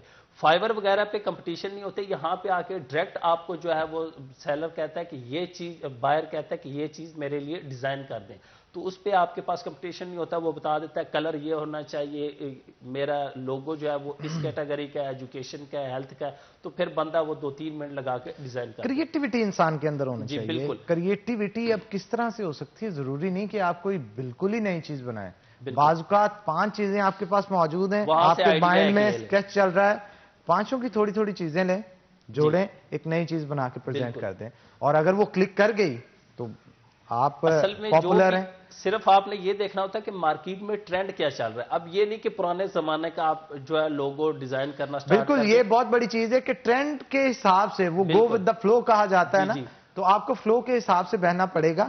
تو بہت شکریہ تیمور صاحب آج کے شو میں آنے کے لیے، بڑی زبردست گفتگو آپ کے ساتھ رہی۔ رمضان مرزا صاحب آپ کا بھی بہت شکریہ شو میں آنے کے لیے۔ تو ناظرین اسی کے ساتھ بریک لیں گے، بریک کے بعد دوبارہ حاضر ہوتے ہیں، کہیں مت جائیے گا، ہمارے ساتھ رہیے گا۔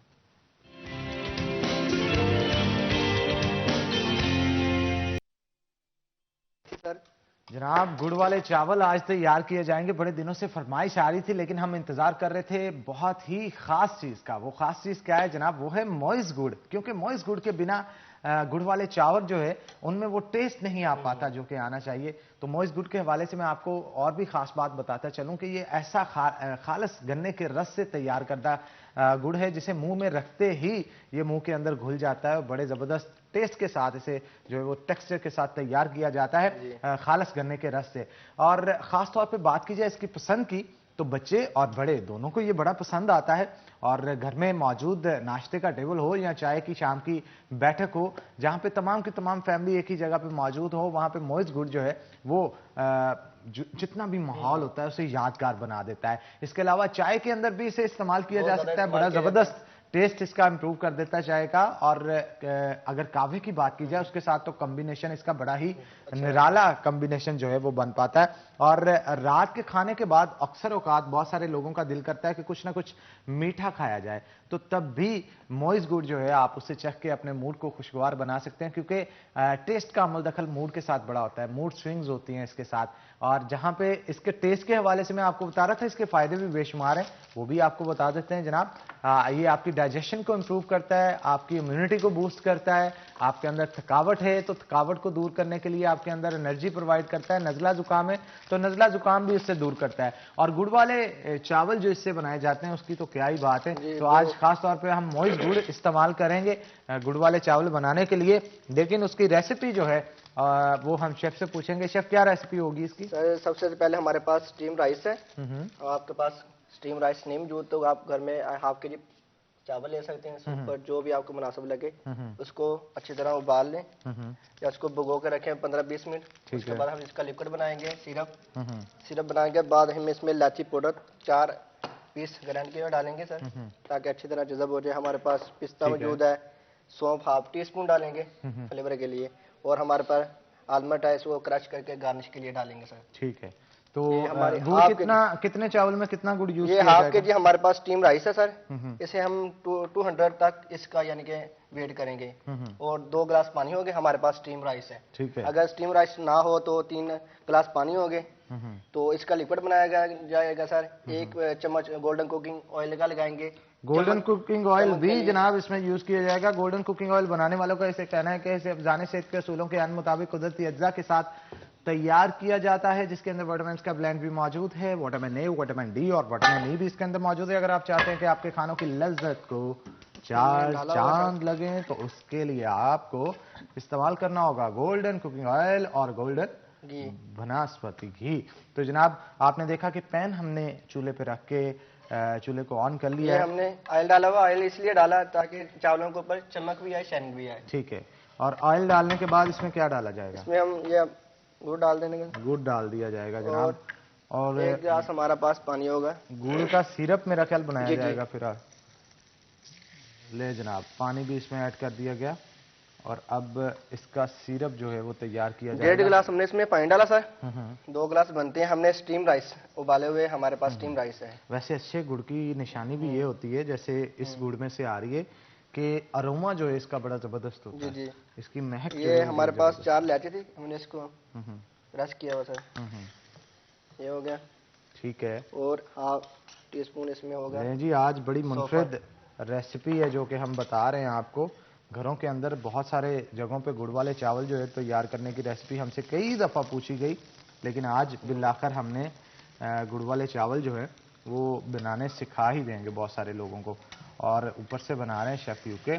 اور یوکے شیف کی تو کوئی بھی ڈش جو ہے وہ بری نہیں ہوتی. تمام کی تمام ڈشز جو ہیں بہت اچھی بنائی جاتی ہیں. اچھا ویسے شیف مجھے لگ رہا ہے یہاں ٹھیک ہے، مجھے لگ رہا ہے گڑ تھوڑا ہے سر. ہاف کے جی کے حساب سے سر یہ بہت ہے. جی ٹھیک ہے. وہ سم ٹائم یہ بھی ہو جاتا ہے نا کہ زیادہ بھی اور مطلب اچھا نہیں لگے گا. ٹھیک ہے. اب یہ سیرپ جو ہے کتنی دیر میں ریڈی ہوگا سر؟ جب تک 1 گلاس رہ جائے گا نا ہمارے پاس اسٹیم رائس ہے اس میں ڈالنے کے لیے. اگر آپ کے پاس گھر میں اسٹیم رائس نہیں ہے تو آپ نے ویسے چاولوں میں ڈالنا، اس میں 4 گلاس جائیں گے 1 گلاس چاولوں میں حساب سے. یہ ہمارے پاس آلریڈی موجود ہے. اس کو ہم نے صرف جیل ٹیپ بنا کے چاولوں کے نیچے اور اوپر اسٹفنگ کر کے اس کو دم لگانا 3 سے 4 منٹ کا. اس کے بعد ہمارے چاول ریڈی ہو جائیں گے. ٹھیک ہے. تو جناب یہ سیرپ جو ہے وہ تیار ہو رہا ہے. اس میں سے واٹر ویپوریٹ ہوتا رہے گا اور جب تک 1 گلاس نہیں رہ جاتا ہم نے اس کو پکاتے رہنا ہے. سونف ڈالی گئی ہے 1 چمچ. اور کیا ڈالا گیا ہے؟ اور الائچی پاؤڈر ڈالا ہم نے پیسا ہوا. اور ہمارے پاس گارنش کے لیے پستہ اور آلمنڈ موجود ہے. گارنشنگ وہ تو لاسٹ پہ ہوگی نا؟ اچھا بعض اوقات تو گڑ والے چاولوں میں دال بھی استعمال کرتے ہیں سر. اپنا اپنا حساب کتاب ہوتا ہے. جیسے ہم کوئی کاجو استعمال کرتا ہے، کوئی آلمنڈ استعمال کرتا ہے. ہم نے پستہ اور آلمنڈ رکھا ہوا ہے اور ہم نے سونف رکھی ہوئی ہے ہمارے پاس. میرے کہنے کا مقصد ہے یہاں پہ بہت سارے لوگ جو پکاتے ہیں وہ چنے کی دال کا استعمال گرینڈ کر کے سر ڈالتے ہیں. نہیں گرینڈ ثابت دال وہ اس سے بھی بڑا ٹیسٹی بنتا ہے. تو نیکسٹ ٹائم ہم جب بنائیں گے، آج تو یہ بنا رہے ہیں لیکن نیکسٹ ٹائم ہم جو ہے وہ چنے کی دال والی گڑ والے گڑ جو ہے گڑ والے چاول جو ہے وہ بنائیں گے. اور اس کا اروما بڑا زبردست آ رہا ہے اور مہک جو ہے کچھ سونف کی وجہ سے کچھ گڑ کی وجہ سے جو ہے وہ زبردست ہوتی چلی جا رہی ہے. ہاف کے جی جناب یہاں پہ ہم نے جو چاول ہیں انہیں بوائل کیا تھا. بوائل کیا ہوا بوائل کیا تھا. اور ہاف کے جی کی ریسیپی ہم بتا رہے ہیں. اگر گھر کے اندر آپ کو زیادہ چاول تیار کرنے ہیں تو زیادہ چاول تیار کرنے کے لیے جو ریسیپی ہم نے اس کو بتائی ہے جیسے 1 kg کی ہے تو اسی اسپائسز کو اسی چیزوں کو آپ نے ملٹیپلائی کر دینا ہے 2 کے ساتھ اور اس حساب سے پھر آپ نے چیزیں جو ہے وہ اس کے اندر ایڈ کرنی ہے. جتنی جتنی کوانٹٹی بڑھتی جائے گی اسپائسز اور دیگر چیزوں کی کوانٹٹی بھی اتنی ہی بڑھتی چلی جائے گی. تو شیف آپ تیار کریں اسے, اتنی دیر ہمارے جو آج کے گیسٹ ہیں ان کی طرف چلتے ہیں.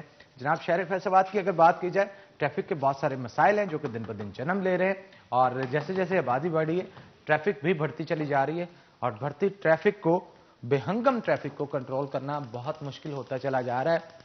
اور اس مشکل کی گھڑی کے اندر ہمارے ہاں ایک ایسا ڈپارٹمنٹ ہے ٹیپا, جسے شیخ عرفان ہیں جو کہ وائس چیئرمین ہیں, وہ لیڈ کر رہے ہیں, بہت سارے مسائل کو حل کرنے کی کوشش کر رہے ہیں شہر کے اندر, لیکن اس کے باوجود بھی صورتحال کنٹرول میں ہوتی ہوئی نظر نہیں آ رہی.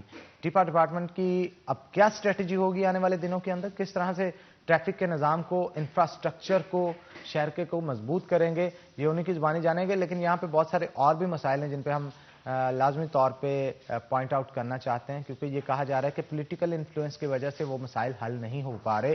ایون جو سٹی ٹریفک آفیسر ہیں, سی ٹی او کا ادارہ ہے, جو ٹریفک آفیسرز ہیں وہ بھی اس کو حل نہیں کر پا رہے. وہ کام یہ ہے کہ جناب فٹ پاتھ اور ڈیوائڈرز جو ہیں وہاں پہ جو خاص طور پہ جگہ گزرنے کے لیے بنانی ہوتی ہے, وہ ایک مخصوص ایریا ہوتا ہے, 1 سے 2 کلومیٹر یا 3 کلومیٹر بعد وہ ڈیوائیڈر آتا ہے. لیکن یہاں پہ کچھ بس سٹینڈز ایسے ہیں جہاں پہ کہا جا رہا ہے کہ پولیٹیکل انفلوئنس کی وجہ سے ہر بس سٹینڈ کے آگے جو ہے وہ ایک موڑ بنا دیا گیا ہے فٹ پاتھ کو ختم کرنے کے بعد. تو اس کے اوپر بھی گفتگو کریں گے, اور شہر کے جو جدید انفراسٹرکچر ہے, پارکنگ کے مسائل ہیں, ان چیزوں کے اوپر بھی گفتگو کریں گے. ہمارے ساتھ آج موجود ہیں شیخ عرفان, آپ کو ویلکم کرتے ہیں, وائس چیئرمین ہیں ٹیپا کے, اور ان سے شہر کے انفراسٹرکچر کے حوالے سے گفتگو کریں گے. پہلے تو سر یہ بتائیے گا, شہر کے انفراسٹرکچر کی جہاں پہ بات آتی ہے, ابھی بھی انفراسٹرکچر کئی سالوں پرانا ہے, اور یہاں پہ جیسے آبادی بڑھی ہے ٹریفک بھی بڑھتی چلی جا رہی ہے, اور بڑھتی ٹریفک کو پرانے انفراسٹرکچر کے ساتھ کنٹرول کرنا میرا خیال مشکل ہے. یہی وجہ ہے کہ ہر جگہ پہ ٹریفک جام نظر آتی ہے. کیا کہیں گے آپ اس حوالے سے؟ جی, سب سے پہلے تو میں آپ کا شکریہ ادا کرتا ہوں. ٹیپا کا جو ادارہ ہے بیسیکلی یہ پاکستان بننے کے ساتھ ہی بن جانا چاہیے تھا. یہ سب سے بڑا مسئلہ ہے ہمارے لیے. لاہور کا ٹیپا 1987 میں بنا, اور آج لاہور جتنی بڑی آبادی کا شہر ہے اس کی نسبت شاید فیصل آباد جو تقریباً اس کے 1% ہو, چلو 4 میں سے اس کا 1 حصہ ہو. تو اس چیز کو مد نظر رکھتے ہوئے فیصل آباد میں ٹیپا 2014 میں فعال ہوا, بلکہ ڈپارٹمنٹ بنایا گیا, فعال اس وقت بھی نہیں ہوا, کچھ لوگ ہائر کر دیے گئے. ابھی ہمارے پاس ٹیپا میں صرف ایک بندہ ٹیکنیکل ہے جو سبھی روڈز کو ڈیزائن کرتا ہے, چونک ڈیزائن کرتا ہے. اب جتنی آپ بات کر رہے ہیں مسائل کی, یہ مسائل کیوں پیش آ رہے ہیں, اس کا سب سے بڑا مسئلہ یہ ہے کہ ہمارے جو ادارے ہیں جنہوں نے یہ روڈز کو ڈیزائن کرنا تھا, جنہوں نے ٹریفک کا فلو ٹھیک کرنا تھا, جو ان کا بیسک تھا وہ ان کے پاس نہیں ہے. یہ سارا ٹوٹلی کام تھا ٹیپا کا, کیونکہ اس کا مطلب ہی traffic engineering and planning agency ہے. تو وہ سارا سسٹم مختلف ڈپارٹمنٹس کے پاس چلا گیا, NHA کے پاس چلا گیا, WC کے پاس چلا گیا, کارپوریشن کے پاس چلا گیا. وہ پھر جس طرح کسی پولیٹیشین نے یا جس طرح لوگوں نے کہا وہ ویسے ڈیزائن ہوتا گیا. بظاہر ٹیپا انہی سبھی چیزوں کو کنٹرول کرتا ہے. ٹیپا نے دیکھنا ہوتا ہے کہ آنے والے 30 سال تک 50 سال تک کیا مسائل آ سکتے ہیں ٹریفک کو, کن کن پروسیس سے ٹریفک گزرے گی. انہوں نے اپنے انجینئرز کے ساتھ, ڈپارٹمنٹ کے ساتھ جا کے دیکھنا ہوتا ہے کہ اگر یہاں پہ کٹس ہوگا تو اس کے نقصانات کیا ہوں گے, اس کے فوائد کیا ہوں گے. اگر یہاں پہ بیریئر لگے گا, سپیڈ بریکر بنے گا, فٹ پاتھ بنے گا, تو اس کے کیا فائدے نقصان ہوں گے. وہ سبھی چیز دیکھی جائے گی. اس میں پوائنٹ سکورنگ نہیں ہوگی, کیونکہ وہ خالصتاً دیکھا جائے گا کہ پورے شہر کو اس میں کیا فائدہ ہے. یہ نہیں دیکھا جائے گا کہ ایک بس والے کا فائدہ ہے یا دوسرے کا فائدہ ہے. تو ان چیزوں کی وجہ سے ہمارے شہر میں بڑے مسائل ہیں. اب انشاءاللہ تعالی کل ہی میں اپنا سیکٹری ہاؤسنگ پنجاب جو ہیں ہمارے ظفر نصر اللہ صاحب, ان سے میٹنگ تھے میری, میں ان سے مل کے آ رہا ہوں. انہوں نے بھی مجھے بہت اچھا رسپانس دیا ہے. ہمارے DG FDA صاحب بھی ساتھ تھے اس وقت, ان کا بھی یہی تھا. وہ کہتے کہ میں نے بھی بائی چانس ایسا ہوا کہ وہ بھی ٹیپا کے 2.5 سال ہیڈ رہ چکے ہیں لاہور کے نا. تو وہ کہتے کہ واقعی جس وقت میں تھا تو اس وقت بھی ادھر بہت مسائل تھے. اب اس وقت ٹیپا اتنا فنکشنل ہے لاہور میں کہ وہاں تقریباً 80 ملین ان کی ذاتی ریونیو ہے جو خود جنریٹ کرتے ہیں وہ اپنی سورسز سے، جو مطلب وہ ٹریفک کے سرٹیفکیٹ دیتے ہیں مختلف کمرشل مارکیٹس کو، سکولز کو، جتنی سڑکیں بنتی ہیں اس میں ان کی پرسنٹیج ہوتی ہے، اور ساتھ میں جتنا بھی اسٹرکچر اس وقت لاہور کا بنا ہے وہ ٹوٹل ٹیپا نے ڈیزائن کیا ہے، اور اس وقت ٹیپا اورنج ٹرین، میٹرو، انڈر پاس، پل، وہ سبھی ٹیپا ڈیزائن کر دیا ہے۔ اس لیول پہ یہ ٹیپا کا ڈپارٹمنٹ ہے۔ ہمارے فیصل آباد میں اتنا فال کیوں نہیں؟ کیا وجوہات ہیں؟ فیصل آباد میں میں نے یہی پہلے کہا نا کہ فیصل آباد میں پولیٹیکل انفلوئنس کی وجہ سے کبھی کسی نے اداروں کی طرف توجہ ہی نہیں دی۔ ہر بندہ، جتنے بھی ہمارے سابقہ ادوار گزر چکے ہیں، یہ پی ٹی آئی نے فرسٹ ٹائم کوئی پولیٹیکل اپوائنٹمنٹ کی ہے، جس کا مطلب میں فرسٹ وی سی لگا ہوں فیصل آباد میں۔ یہ میں سمجھتا ہوں پھر بھی شکر ہے اللہ کا کہ یہ ہو گیا، ٹھیک ہے۔ اب ہم آئے ہیں تو ڈپارٹمنٹ میں گئے ہیں، ادھر کوئی چیز ہی نہیں تھی ڈپارٹمنٹ۔ 2014 میں ڈی سی او جو تھے اپنا ہمارے مینگل صاحب، انہوں نے وہ بنا دیا تھا، مگر وہ بند تالا لگا ہوا تھا ادھر۔ شاید آپ اکثر فیصل آباد کے ہیں، آپ جاتے آتے دیکھتے ہوں گے، آگے اس کے ایک ٹاور پڑا ہوا تھا، بند تھا، تالا لگا ہوا تھا۔ تو اب جا کے ہم تھوڑا تھوڑا اس کو چلانا شروع ہوئے ہیں، تو کمشنر صاحب نے بڑا اچھا رسپانس کیا ہے اس پہ۔ سی ٹی او صاحب تو ماشاءاللہ ہر وقت ہمارے ساتھ رہتے ہیں، آج بھی ہم نے ایک دو جگہ پہ ان کو میں نے پوائنٹ آؤٹ کیے تھے۔ ستیانے روڈ پہ ہمارا وزٹ ہے تھوڑی دیر بعد، اس کے بعد ایک بائی والا فاٹک تھا، اس کا بڑا مسائل تھا، اس پہ وزٹ ہے۔ اپنے نڑ والے روڈ پہ جو ہمارا 3-4 پوائنٹس ہیں ان پہ ہم نے وزٹ کرنا ہے۔ تو یہ ہماری بڑی مسائل تھے، تو جن کے ساتھ اب تقریباً آلموسٹ میں سبھی ڈپارٹمنٹس کے پاس گیا خود چل کے، جی ہمیں آپ سپورٹ کریں، ہمارے ساتھ تعاون کریں، آپ کے تعاون کے بغیر ٹیپا فال نہیں ہو سکتا۔ بالکل آپ ٹھیک کہہ رہے ہیں، اس پہ مزید بھی گفتگو کریں گے، لیکن ایک چھوٹی سی بریک کے بعد، بریک کا وقت ہو گیا ہے، تو ناظرین ایک بریک لیں گے، بریک کے بعد دوبارہ حاضر ہوتے ہیں، کہیں مت جائیے گا، ہمارے ساتھ رہیے گا۔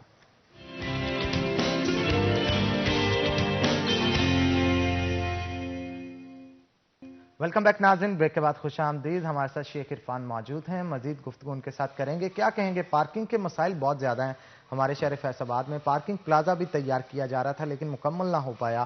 بجٹس کا بہت بڑا ایشو ہے جو کہ سامنے آ جاتا ہے، آپ کیا کہیں گے اس حوالے سے؟ میں سمجھتا ہوں کہ جتنی بھی جدید سٹیز ہیں، جدید کنٹریز ہیں، اس میں پارکنگ پلازے اتنے زیادہ نہیں ہیں جتنے ہم لوگوں نے سوچ رکھے ہیں کہ جی وہاں پہ بہت پارکنگ ہوگی، بہت ہائی لیول پہ لوگوں نے سیٹ اپ بنائے ہوں گے۔ ہمارے پارکنگ کے مسائل جو ہیں نا وہ لوگوں کی وجہ سے ہیں۔ پارکنگ پلازا کی بہت ضرورت ہے، ہمارے جو گھنٹہ گھر کا سراؤنڈنگ ایریا اس میں اشد ضرورت ہے، اور پارکنگ پلازا بن بھی رہا تھا، وہ رکا ہوا ہے، ابھی تو شروع ہونے والا ہے، تھوڑی دیر بعد میری ہوئی تھی سی او صاحب سے ڈسکشن، وہ انشاءاللہ شروع ہو جائے گا دوبارہ۔ لیکن جو ہمارے زیادہ مسائل ہیں وہ پبلک کی وجہ سے ہیں۔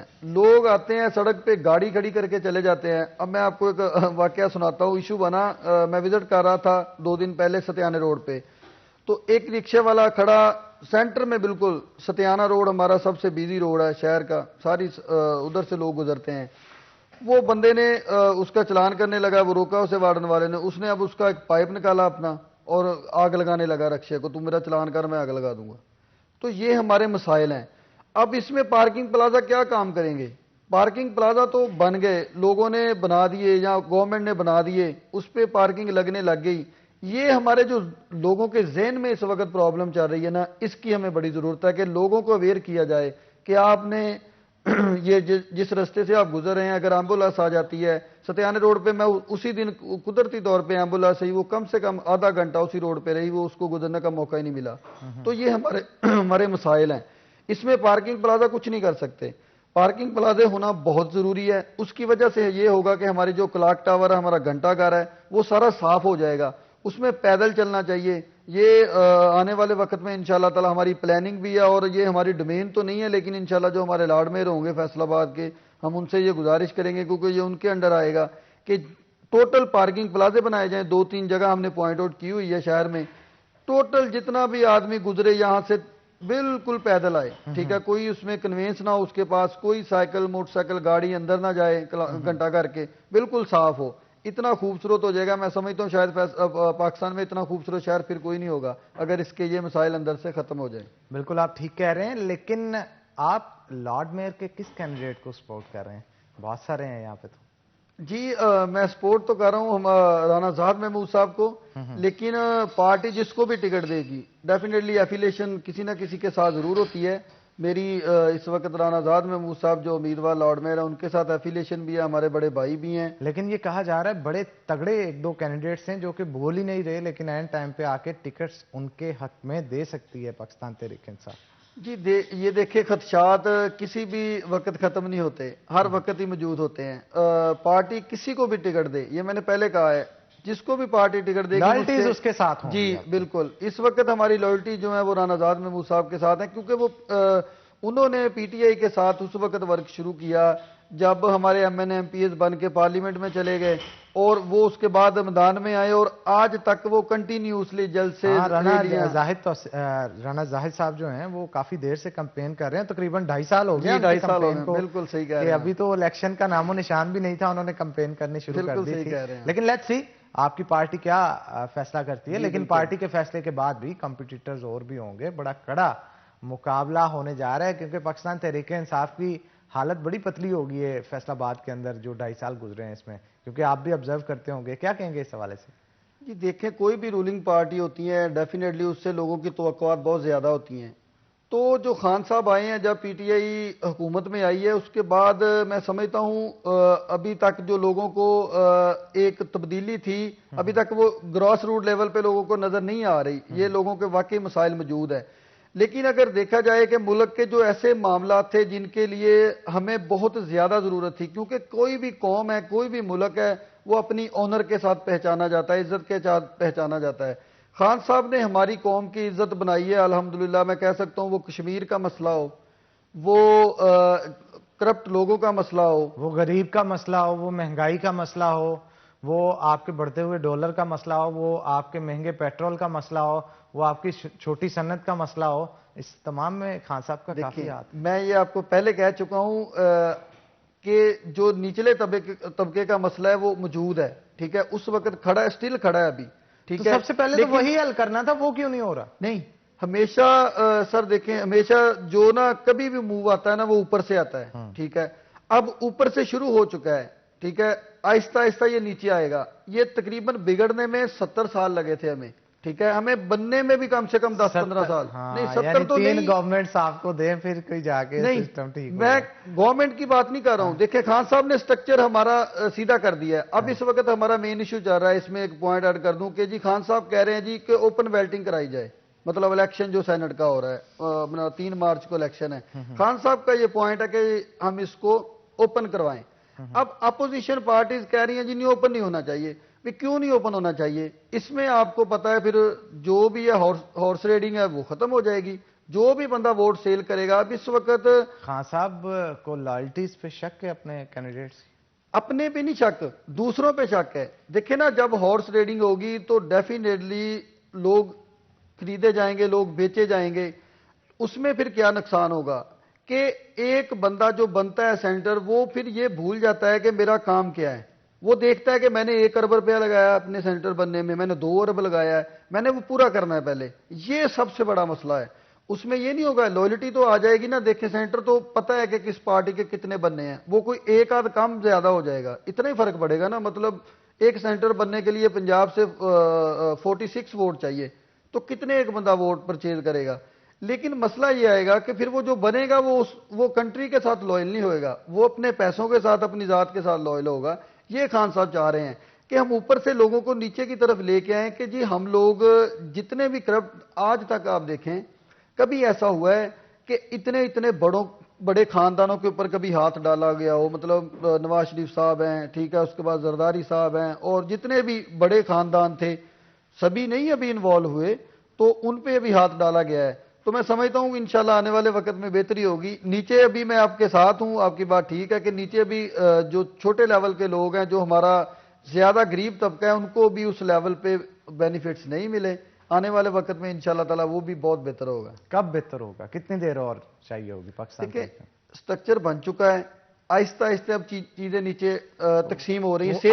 آہستہ کب پہنچے گی نیچے تک؟ میں یہ پوچھنا چاہ رہا ہوں وقت کتنا درکار ہوگا؟ صحت کارڈ تھا خان صاحب نے دیا. اب اس وقت غریب جو فیصلہ آباد میں نے خود بہت زیادہ صحت کارڈ تقسیم کیے، اس کو دیکھا جائے وہ بہت زیادہ KPK میں انہوں نے کر دیا ہے کہ جی جس کا ID کارڈ بنا ہے وہی اس کا صحت کارڈ ہے، ٹھیک ہے، وہ انشاءاللہ آنے والے وقت میں فیصل آباد میں اور پورے پنجاب میں وہی سٹرکچر ہوگا. چلیں جی، سٹرکچر کے حوالے سے مزید گفتگو کریں گے، لیکن ایک چھوٹی سی بریک کے بعد. عرفان صاحب بریک کا وقت ہو گیا، تو ناظرین ایک بریک لیں گے، بریک کے بعد دوبارہ حاضر ہوتے ہیں. کہیں مت جائیے گا، ہمارے ساتھ رہیے گا.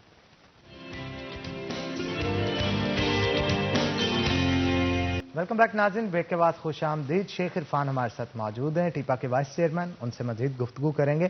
کیا کہیں گے آپ؟ سیاست کے حوالے سے گفتگو ہو رہی تھی، تو کب تک پاکستان تحریک انصاف بہتری کی طرف پاکستان کو لے کے جاتی ہوئی نظر آ رہی ہے؟ کافی عرصہ تو گزر چکا، کم وقت رہ گیا، اب پیچھے کیا رہ گیا؟ مطلب اب اور کیا ڈلیور کریں گے آپ اتنے کم وقت میں؟ جی دیکھیں، اس وقت میں بات کر رہا تھا، بات بریک پہ چلی گئی. PTI نے اس وقت جو کام کیے ہیں، جو ہمارے لوگوں کی بیسک ضرورت تھی، اس میں خان صاحب نے بہت رول ادا کیا ہے.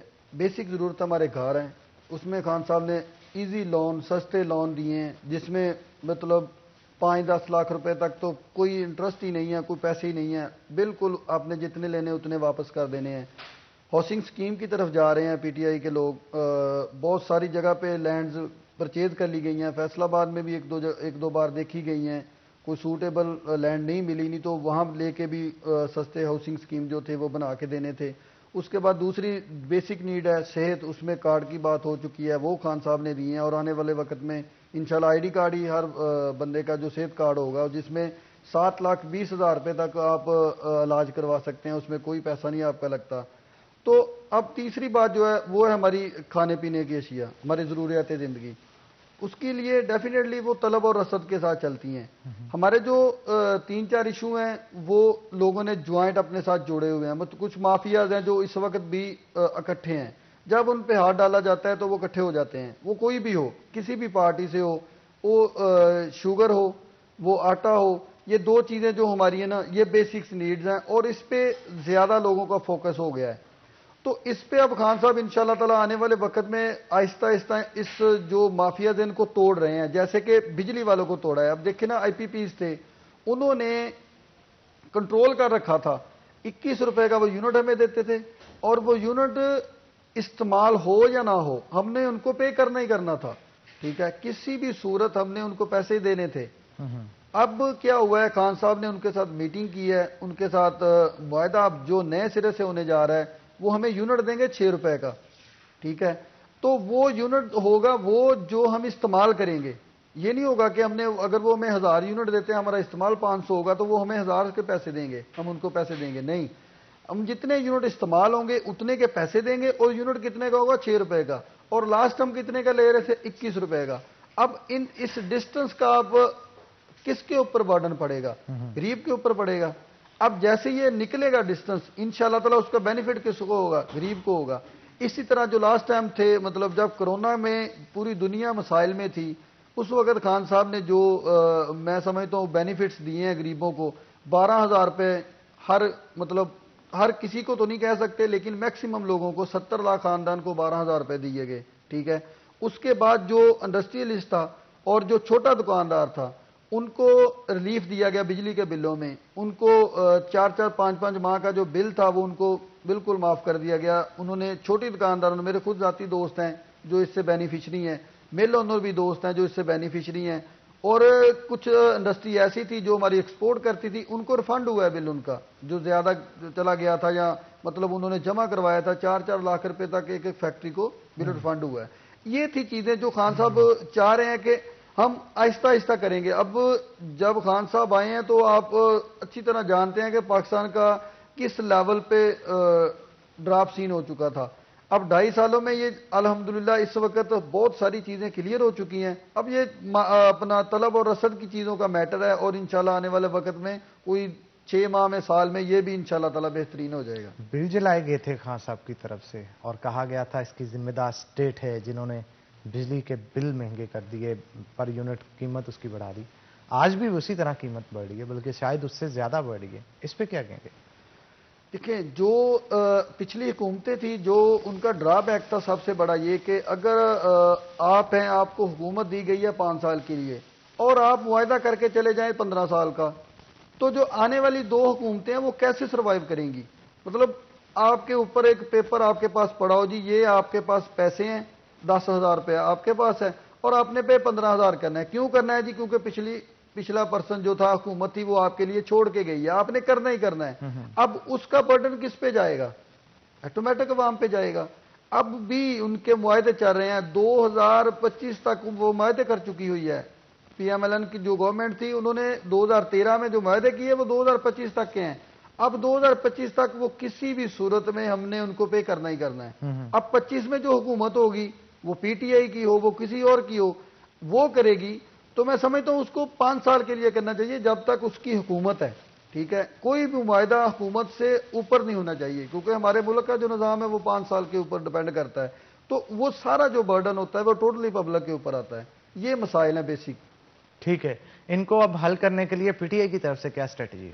پی ٹی آئی کی طرف سے یہی ہے کہ اب ہم جو ہمارے جتنے بھی ذاتی لوگ تھے، مطلب جس میں نے آپ کے ساتھ آئی پی پیز کا ذکر کیا ہے، وہ لوگوں کے ساتھ ہم جوائنٹ کر کے ان کو اب خان صاحب آہستہ سے سمجھا رہے ہیں کہ یہ اس طرح چل نہیں سکتا کہ ہم لوگ آپ کو اسی طرح پے کرتے جائیں اور عوام کے اوپر برڈن ڈالتے جائیں. آپ کو بھی کچھ لچک دکھانی ہوگی اور ہماری طرف سے بھی کچھ لچک ہوگی. اسی چیزوں کو تقریباً 48 کمپنیز کے ساتھ خان صاحب نے یہ ڈیل کر چکے ہیں، اور جو باقی مزید رہتی ہیں ان کے ساتھ معاملہ چل رہے ہیں. 48 کمپنی جو آئی پی پیز کی تھی، ان کے ساتھ یہ معاملہ طے ہو چکا کہ جی آپ نے ہمیں یونٹ دینا ہے 6 روپے کا، اور دینے بھی پیسے بھی ہم نے آپ کو اتنے دینے ہیں جو یونٹ استعمال ہوں گے. تو یہ آہستہ آہستہ اب اس بات کو کلوز کیا جا رہا ہے. بلدیات کے حوالے سے کیا کہیں گے؟ الیکشن سر پہ ہے. جی بالکل، اس وقت جو بلدیات ہے اس کے لیے اپنا بہت ہی میں سمجھتا ہوں موضوع ٹائم آ چکا ہے. جولائی میں جو سیکنڈ فیز میں جو اپنا ہمارا فیصل آباد ڈویژن ہے اس کو اناؤنس کیا گیا ہے. جولائی میں بہت زیادہ چانس ہے کہ فیصل آباد میں ڈویژن میں پورے میں الیکشن ہو، کیونکہ انہوں نے 3 فیزز بنا دیے ہیں. جو ہمارے 9 ریجنز ہیں ان میں سے 3 کر کے وہ ریجنز میں الیکشن کروائیں گے. فرسٹ فیز جو ہے وہ جون میں ہوگا، دوسرا سیکنڈ جو جولائی میں ہوگا، جو فیصل آباد ڈویژن میں آتا ہے. تو امید ہے کہ جولائی میں انشاءاللہ تعالی الیکشن ہوگا. اور جو ہمارا کینڈیڈیٹ ہے، میں آپ کو پہلے کہہ چکا ہوں، وہ آلریڈی جلسے کر رہے ہیں. تو ابھی ٹکٹس ملنے کی بات ہے نا. جہاں میں اوورآل آپ کے جو بلدیات کے الیکشن ہے اس پہ بات کر رہا ہوں کہ پاکستان تحریک انصاف سروائیو کرتی نظر آتی ہے فیصل آباد کے اندر آپ کو؟ جی بالکل، انشاءاللہ تعالی یہ جو لاسٹ 2 ہم نے سیٹ جیتی ہیں، ایک اپنا کرم ایجنسی سے اور دوسری ادھر اس کا فیصل آباد سے کوئی تعلق نہیں. میں فیصل آباد کی بات میں اسی طرف آ رہا ہوں کہ اس چیز سے پتہ چلا ہے کہ لوگ پی ٹی اے کے ساتھ ابھی بھی لائل ہیں اور پی ٹی اے کو بھی لوگ لائک کرتے ہیں. اسی طرح فیصل آباد میں چونکہ کوئی ایسا الیکشن نہیں ہوا، لیکن دیکھا جائے جتنی بھی کمپین ہے اور جتنی بھی ایکٹیویٹیز ہے اس کو مد نظر رکھتے ہوئے دیکھا جائے لوگ، میں سمجھتا ہوں فیصل آباد کے لوگ مطمئن ہیں پی ٹی اے کی گورنمنٹ سے، اور پی ٹی اے کے جو ہمارے نمائندے ہیں M N A M P s ان سے مطمئن ہیں. اور اسی بنیاد پہ ویسے میں ایک جنرل کوشچن کرتا ہوں آپ سے. ایک عام آدمی ہے یا محلے کے اندر آپ جاتے ہیں، آپ کہہ رہے ہیں کہ وہ مطمئن ہے ایم پی ایم این اے سے بھی گورنمنٹ سے بھی. کس طرح مطمئن ہے؟ وہ کیا کہتے ہیں کہ ہم اس چیز سے آپ کی مطمئن ہیں؟ دیکھیں جو ہمارے اب گلی محلے کے مسائل تھے، ان کے کسی کی گلیاں تھیں، کسی کی پی سی سی، کچھ ایسی چیزیں، وہ ساری جو بھی ہمارے ڈپارٹمنٹس ہیں ان کے ساتھ مل کے جو ہمارے M N A M P ہیں ان کے مسائل حل کروا رہے ہیں. جس میں کہیں سوئی گیس لگنے والا تھا، کہیں بجلی کے کھمبے لگنے والے تھے، کہیں سڑکیں بننے والی تھی، وہ سبھی مل کے حل کروا رہے ہیں. جو بھی ہمارے ڈپارٹمنٹ سے ادارے ہیں ان کے ساتھ اپنا اٹیچمنٹ کے ساتھ وہ مسائل حل کر رہے ہیں. کیونکہ جو نمائندے ہوتے ہیں ڈیفینیٹلی ان کا یہی کام ہوتا ہے کہ انہوں نے پبلک کے جو مسائل ہیں وہ اٹھانے ہوتے ہیں اسمبلی میں اور ان کو حل کروانے کے لیے کوشش کرنی ہوتی ہے. بالکل آپ ٹھیک کہہ رہے ہیں، لیکن اس کے باوجود بھی 80% عوام جو ہم سروے کرتے ہیں روزانہ کی بنیاد پہ دیکھتے ہیں ان کے مسائل حل نہیں ہو رہے. گلیاں نہیں بن رہی، سیوریج کے ایشوز ہیں اور دیگر ایشوز جو آپ بتا رہے تھے. بہت سارے لوگوں کے حل بھی کیے گئے ہوں گے لیکن زیادہ تر ابھی بھی موجود ہیں. اگر وہ حل ہوتے ہیں تو آنے والے دنوں کے اندر آپ الیکشنز میں جو ہے وہ اچھے سے سروائیو کر پائیں گے. ہمارے ساتھ یو کے شیف بھی موجود ہے. پوچھوں گا ڈش آج کی کہاں تک پہنچی؟ گڑ والے چاول جناب کتنی دیر اور ہے؟ کیونکہ 3 سے 4 منٹ ہمارے پاس اور ہیں. ہم نے آڈینس کو پریزنٹ کر کے دکھانا بھی ہے کہ آج ہم نے کیا تیار کیا ہے. اور ہمارے جو آج کے گیسٹ ہیں وہ پہلی دفعہ کیونکہ آئے ہیں ہمارے مارننگ شو میں تو ہم نے ان کو کچھ نہ کچھ میٹھا بھی کھلانا ہے. تو میٹھے سے آپ کو کتنی محبت ہے؟ مجھے بہت محبت ہے جی میٹھے سے. میٹھا پسند کرتے ہیں آپ؟ بالکل بہت زیادہ لائک کرتے ہیں. زیادہ کھانے میں کیا پسند ہے ویسے آپ؟ میں آلموسٹ تو سبھی چیزیں مجھے پسند ہیں لیکن زیادہ میں میٹھا لائک کرتا ہوں. اس لیے اب بات ہو رہی تھی تو مجھے فیل آ رہی تھی میٹھے کی. اور ویسے بھی گڑ والے چاول جس محلے میں بنے اس پورے محلے میں مہک اس کی جاتی ہے. بالکل. تو آج ہمارے اسٹوڈیو میں بن رہا ہے تو جناب ہمارے آفس کے اندر بھی اس کا اروما کافی پھیل رہا ہے. تو عرفان صاحب کو تو میٹھا پسند بھی بہت ہے تو ان کو کھلائیں گے بھی ہم ضرور کیونکہ ہمارے جو یو کے شیف ہیں وہ بڑے زبردست قسم کی ڈشز جو ہیں وہ تیار کرتے ہیں. تو لے جی ہماری آج کی ڈش جو ہے وہ گڑ والے چاول خاص طور پہ موئز گڑ سے بنائے گئے چاول جو ہیں وہ تیار ہو چکے ہیں اور بڑی زبردست مہک اس کی آ رہی ہے. آپ کو جب شو ختم ہوگا تو لازمی طور پہ سکھائیں گے. ویسے یہ منہ میٹھا کرنا تو تب بنتا ہے جب الیکشن بندہ جیت جائے لیکن آنے والے الیکشن میں صورتحال کافی ٹائٹ نظر آ رہی ہے. کیا کہیں گے سر؟ انشاءاللہ تعالیٰ آپ کو کھانا بھی کھلائیں گے اور آپ کا منہ بھی میٹھا کروائیں گے ساتھ ساتھ انشاءاللہ تعالیٰ. کیونکہ جب ہم پبلک کے پاس جا رہے ہیں مختلف جگہ کے اوپر ہمیں تو اس وقت پوری امید ہے کہ انشاءاللہ تعالیٰ فیصل آباد میں بھی پی ٹی آئی کا لاڈ میئر ہوگا اور باقی شہر. اچھا بہت سارے بندے بھی رہ گئے تھے جن کو بلائز نہیں کیا جا سکا پارٹی کی طرف سے. اگر بلدیات میں آپ کو لگ رہا ہے کہ ان کو کسی قسم کا جیسے آسم نقوی ہے, شہباز کسانہ ہیں اور بھی بہت سارے حلقوں سے بہت لکی شاہ ہیں, بہت سارے لوگ ہیں. جی یہ آپ کی بات بہت ہی آپ نے بہت بڑا پوائنٹ آؤٹ کیا ہے. جتنے بھی لوگ رہ گئے تھے اس وقت جو سٹرکچر دیا ہے خان صاحب نے بلدیات کا, لارڈ میئر کے ساتھ ایک ٹیم ہوگی, اس ٹیم میں 40 لوگ ہوں گے ساتھ جو سٹی کے مختلف پرومیننٹ لوگ ہوں گے اور وہ ایک بندے کی ورتھ جو چلیں جی لیٹس سی کہ اس سٹرکچر پہ کتنے لوگ سموتے ہیں اور کتنے لوگ ہمارے شہر فیصل آباد کی ترقی کے لیے کام کرتے ہیں. تو بہت شکریہ عرفان صاحب شو میں آنے کے لیے. اسی کے ساتھ ناظرین آج کے پروگرام سے اپنے میزبان حنان بخاری کو دیجیے اجازت. انشاءاللہ کل ہوگی آپ سے ملاقات. تب تک کے لیے اللہ حافظ.